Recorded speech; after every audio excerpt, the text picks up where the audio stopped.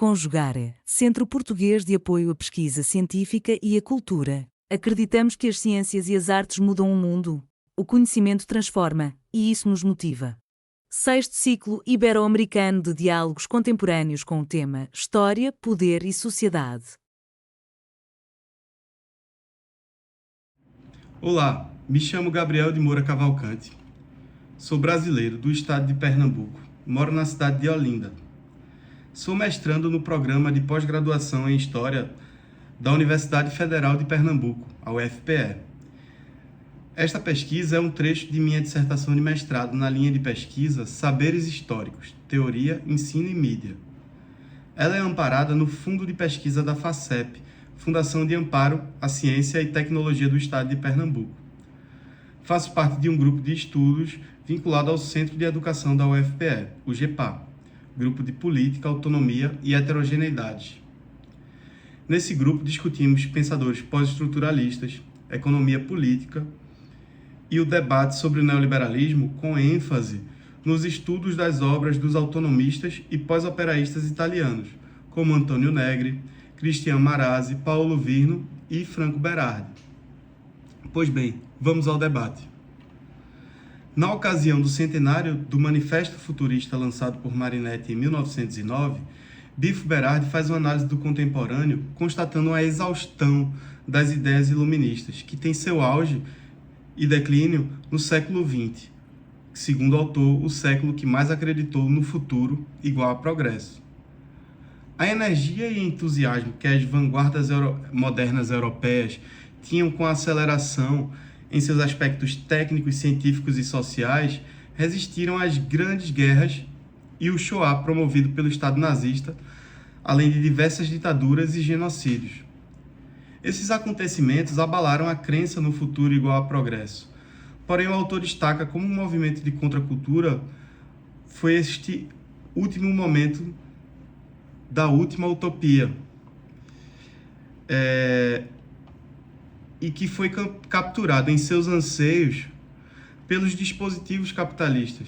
E a linguagem das vanguardas modernas, com ênfase nos futurismos russo, italiano, Bauhaus, os dadaístas e surrealistas. Estas vanguardas elaboraram a linguagem que possibilitou a criação da máquina linguística. A internet é considerada pelo filósofo como a última grande utopia do século XX. Ele aponta no livro como cada projeção pôde se realizar, porém de forma irônica e adversa.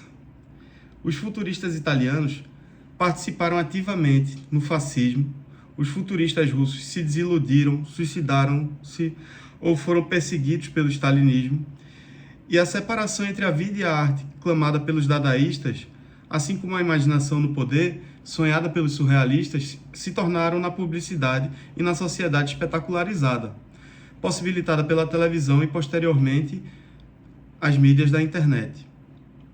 A criatividade, tão comum do movimento de contracultura, está hoje no agir comunicativo, parte central da produção imaterial característica do pós-fordismo.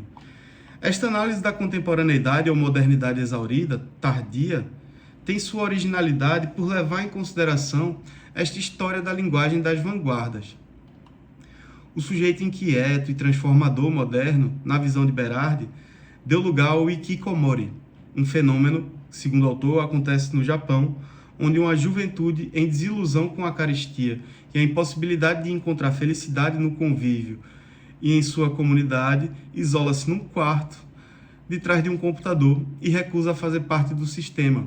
Porém, essa recusa é bastante limitada e não prevê uma ação para mudar essa situação no futuro.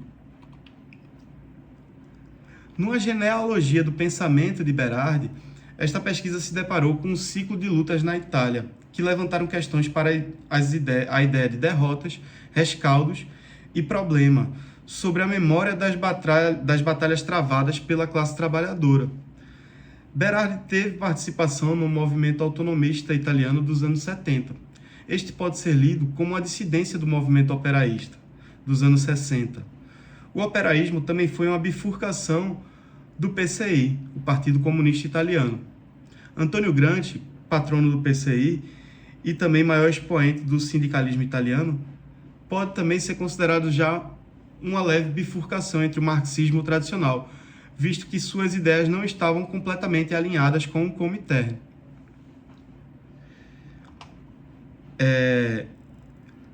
Sem falar de quando Togliatti assume a liderança do Partido Comunista Italiano, ele também opera uma manobra para que o Partido Comunista Italiano tenha uma independência do Comintern e da União Soviética. O PCI não chegou a ser uma dissidência, mas essas costuras por Togliatti aproximou o PCI da democracia cristã e afastou o horizonte revolucionário. O que tanto o operaísmo e o autonomismo fizeram foi radicalizar a luta até o momento em que atingiu sua exaustão desse ciclo de lutas, culminando no trágico assassinato do então presidente italiano da democracia cristã em 1978, Aldo Moro. O historiador Enzo Traverso comenta como a esquerda tinha no século XX uma postura melancólica, que costuma olhar para as derrotas do passado buscando lições para transformar o futuro, mas que após a queda da União Soviética foi atestada uma derrota total do projeto revolucionário marxista tradicional. O neoliberalismo, diferente do liberalismo clássico, faz pouco caso do futuro. A ideia de progresso é substituída pela ideia de tradição e família, e nesse espaço vazio, as novas gerações já não veem mais sentido nos símbolos e memórias tradicionais da esquerda. Traverso ainda reflete como toda a história do comunismo foi reduzida à sua dimensão totalitária, que por sua vez parecia uma memória coletiva, passível de ser transmitida. Tal narrativa não foi inventada em 1989, ela existe desde 1917, mas agora se tornara uma consciência histórica compartilhada, uma representação dominante e inconteste do passado. Após ter adentrado o século XX como uma promessa de libertação, o comunismo saiu dele como um símbolo de alienação e opressão. A história do ativismo marxista do século XX foi sendo esquecida ou colocada num espaço menor. Há 20 anos, a queda do socialismo real paralisou e censurou a imaginação utópica e, por um momento, suscitou novas visões escatológicas do capitalismo como um horizonte insuperável das sociedades humanas. Essa fase acabou, mas não surgiram novas utopias. Assim, presentismo se torna um tempo suspenso entre um passado que não se pode superar e um futuro negado, entre um passado que não quer passar e um futuro que não pode ser inventado ou previsto, exceto em termos de catástrofe.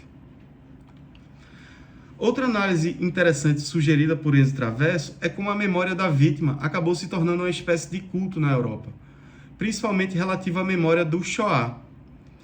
Diante da rejeição das estátuas e símbolos erigidos pela ocupação soviética, tanto nos países do leste europeu quanto na Alemanha Oriental, a memória do Holocausto e o sofrimento judaico pareceu ser a única memória a ter um tratamento especial, ocupando por vezes o espaço da memória dos que lutaram e resistiram ao fascismo durante a Segunda Grande Guerra.